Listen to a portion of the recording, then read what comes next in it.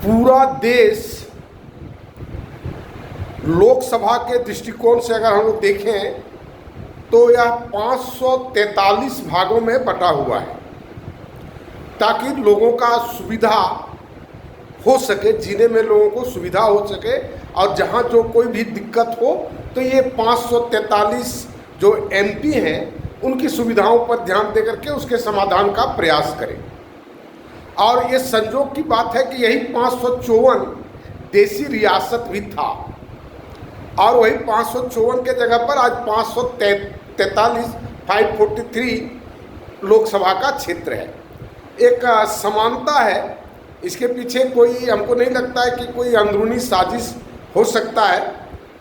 और ये 543 एमपी जब तक सत्ता में रहते हैं तब तक इनका न नाक काम करता है, न कान काम करता है, न आँख काम करता है, सारी ज्ञान इंद्रियाँ इनकी सुप्त रहती हैं। जब ये विपक्ष में रहते हैं तो सारी ज्ञान इंद्रियाँ इनका क्या कहते हैं मल्टी फेज में काम करना शुरू करता है। ये बहुत ही विचित्र बात है। क्यों ऐसा होता है? एक एमपी के क्षेत्र में लगभग 15 से 20 लाख की आबादी होती है। क्या 15 से 20 लाख की आबादी के समस्याओं को सुन सकना एक एमपी के लिए संभव है? यह असंभव है। अगर यह असंभव है तो उस पोस्ट का क्या मतलब है? कोई मतलब नहीं है। हम जिस क्षेत्र का प्रतिनिधित्व करते हैं और उस क्षेत्र के प्रत्येक व्यक्तियों का हम समस्या का समाधान है सुन सकते हैं। समाधान करना तो दूर रही बात, सुन सकते हैं। और वो भी जो 500 जो एमपी होगा वो पता नहीं वो किस स्तर का एमपी होगा। समस्या को समझता भी होगा, समस्या को वह सुन भी सकता होगा। अगर ऐसा आप देखेंगे तो जब लोकसभा का जब चलता है संसद, उसमें आप देखिएगा कि कितना लोग उसमें बोलने वाले होते हैं। और बोलने वाले अगर होते हैं तो क्या बोलते हैं, इवन प्राइम मिनिस्टर भी, इवन गृह मंत्री भी क्या बोलते हैं, एकदम अनुपयोगी है। जितना भी एमपी का जो पोस्ट है, ये जो कंसेप्ट है आज के समय में एकदम अनुपयोगी है। केवल खर्च करने के लिए ही लोग हैं।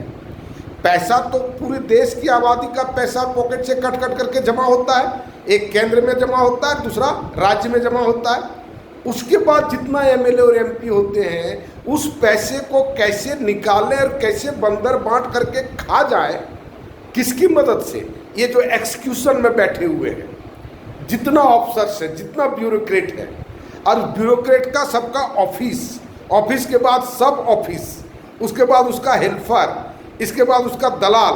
प्रत्येक वीडियो ऑफिस में आप चले जाइए, प्रत्येक ब्लॉक में चले जाइए, प्रत्येक कितनी बार ये बात हम कहें कि सफ़ेद जूता, सफ़ेद पैंट और सफ़ेद शर्ट पहन करके, चश्मा लगाए हुए, टोपी पहने हुए आपको प्रत्येक ऑफिस में 10-12 को 15 को आदमी आपको घूमता हुआ मिलेगा। जो डीसी को घेर के बैठे रहता है, जो वीडियो घेर के बैठा रहता है, जो एमएलए घेर के बैठा रहता है। ये सब कौन है और क्यों बेचारा घूमते रहता है? ये सब चीज़ देखने की बात है। पूरा सिस्टम को अगर गहराई से आप देखेंगे तो लगेगा जो कितना बेतुका सिस्टम बना हुआ है। और ये कॉन्शसनेस आँख के सामने एक तो लोग देखता नहीं है, देखने का फुर्सत नहीं है। जब उसके जीवन में कोई समस्या आती है, जब उसको जूझना पड़ता है, तब वह चिल्लाता है, चीखता है कि ये चोर हो गया, वो चोर हो गया, वो चोर हो गया। तब कहे भाई जब आप फुर्सत में थे उसमें आप क्यों नहीं सोचे? आज जब आपके पास समस्या पड़ी है, आपका बच्चा बीमार पड़ा है, हॉस्पिटल में आईसीयू नहीं है, हॉस्पिटल में डॉक्टर नहीं है, हॉस्पिटल में बेड नहीं है, तब आपको महसूस होता है कि ये सब चीज़ होना जरूरी है। और जब तक आप बीमार नहीं पड़े थे तब तक आप क्यों नहीं सोचे थे आज तक? तो इस तरह से कुल मिला करके आप देखेंगे कि हर जगह, हर व्यक्ति से लेकर के हर पदाधिकारी तक का टेम्परामेंट इस समाज में अभी वैसा ही हो गया है। हमको क्या मतलब है? हमको किसी तरह से जॉब कर लेना है। जॉब करने के लिए हमको एमएलए का तो खुशामद करना ही पड़ेगा, एमपी का हमको करना ही पड़ेगा। अब एमएलए एमपी क्या करेगा? हम तो 5 साल के लिए, हमको तो पब्लिक को संतुष्ट करना है। दारू पिला करके संतुष्ट करें, पैसा दे करके संतुष्ट करें, जैसे हो जाति के नाम पर मदहोश करके या उत्तेजित करके, धर्म के नाम पर उत्तेजित करके किसी न किसी तरह से पब्लिक को मोल्ड करना है, उससे वोट ले लेना, बस उतना ही हमारा काम है। उसके बाद तो फिर 5 साल तक हमको कुछ सोचना नहीं है। 5 साल के बाद फिर कुछ नैरेटिव गढ़ेंगे और वही नैरेटिव 1947 के बाद से 50 से बाद से वही नैरेटिव गढ़ने में ही सारे नेता लोग लगे रहेंगे।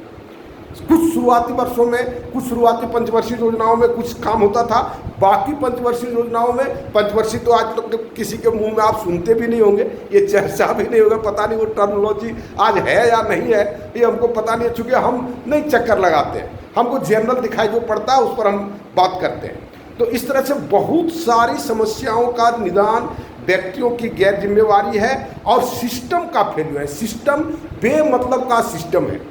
केवल एक नज़रिया हम देखते हैं जब खर्च का लोग डाटा देते हैं कि केवल प्रधानमंत्री के फालतू खर्च को अगर बंद कर दिया जाए तो कोई न कोई एक डिपार्टमेंट को संभाला जा सकता है।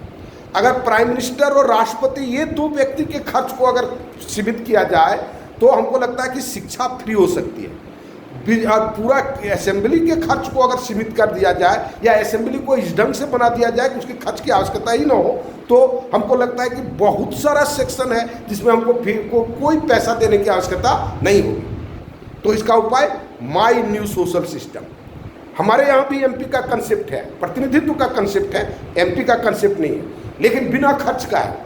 हमारे यहाँ भी इलेक्शन का व्यवस्था है माई न्यू सोशल सिस्टम में, बिना खर्च का है। हमारे यहाँ भी अफसर है, वैसा ही अफसर है जैसे गांव का सामान्य आदमी है, विकास केंद्र का एक सामान्य आदमी है, वो अफसर भी उसी ढंग का है। और वो अफसर किसी का बपोती नहीं है। 1 साल तक आप काम करेंगे ठीक है, दूसरे साल आपको रिप्लेस कर दिया जाएगा, है ना। और इस तरह से सिस्टम को स्मार्ट बनाने से, सिस्टम को डिसेंट्रलाइज करके काम कराने से, सामाजिक व्यवस्था बनाने से ये सारी समस्याओं का समाधान हो सकता है। अन्यथा हम और ज़्यादा समस्याओं में उलझते चले जाएंगे, समस्याएं हमारी सुलझेगी नहीं। तो इन सारी बातों को ध्यान में रखते हुए हमने माई न्यू सोशल सिस्टम बनाया है और उसको आप देखिए और जितना जल्दी हो मेरे साथ जुट करके इस काम को प्रारंभ करने में मदद करें। धन्यवाद।